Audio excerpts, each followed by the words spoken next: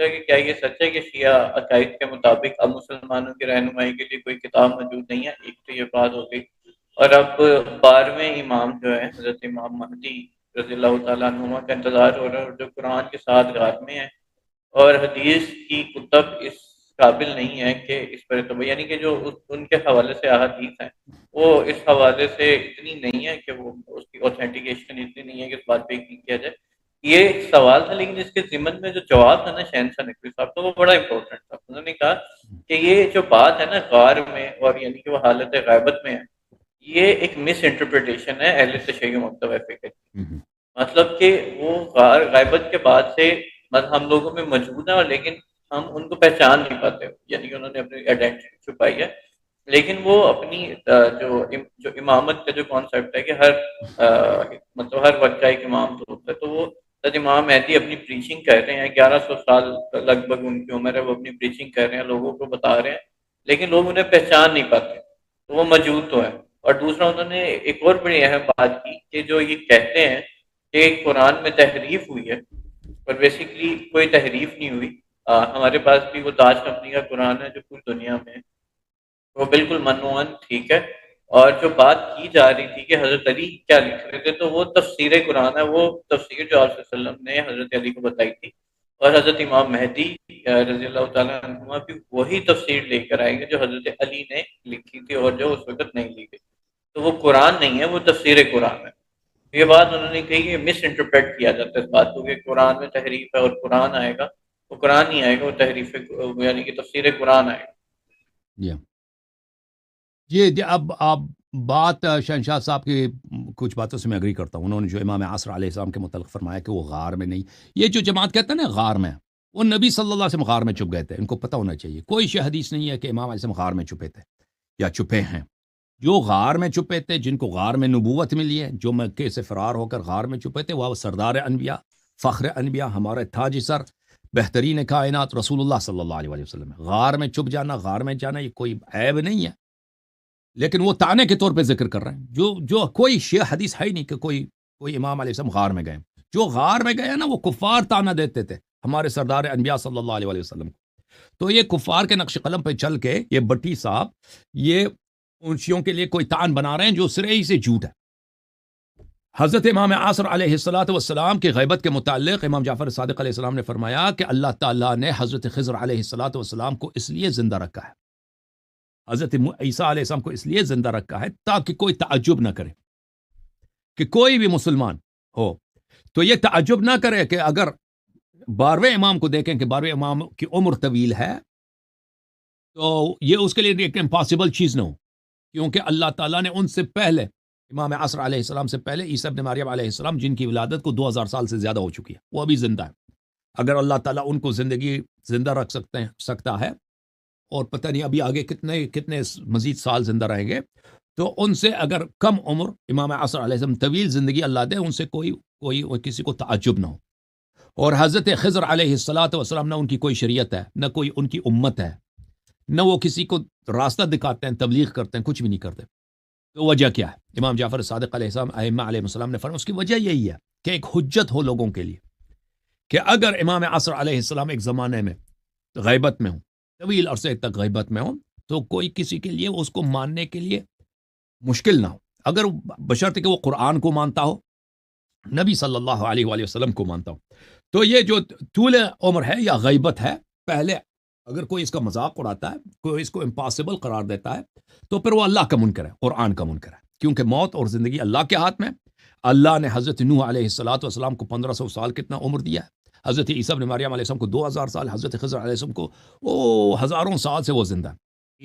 موسیٰ علیہ السلام 3200 سال پہلے آئے تھے، ٹھیک ہے نا، یا 3400 سال پہلے، اس زمانے میں وہ تھے، نہ کہ خضر علیہ السلام موسیٰ کے زمانے میں پیدا ہوئے تھے، اس سے پہلے وہ کئی سو سال سے زندہ تھے، ٹھیک ہے نا، ابھی تک زندہ ہے۔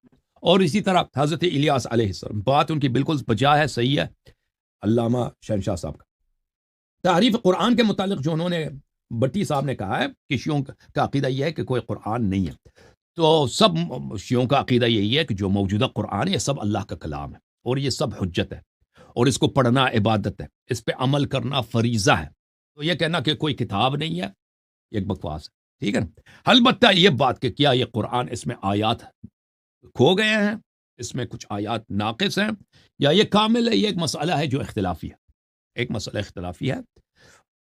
اس مسئلے پر دیکھیں، ایک تو جمہور کا عقیدہ ہے جو شیعوں کا عقیدہ ہے، اور اہل سنت کا عقیدہ ہے.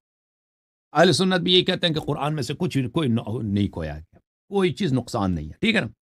وہ اگر احادیث دکھائیں، ان کے پاس جو احادیث ہیں کہ قرآن میں نقصان ہے، بہت زیادہ احادیث، ہم سے زیادہ تو ان کے پاس احادیث ہے.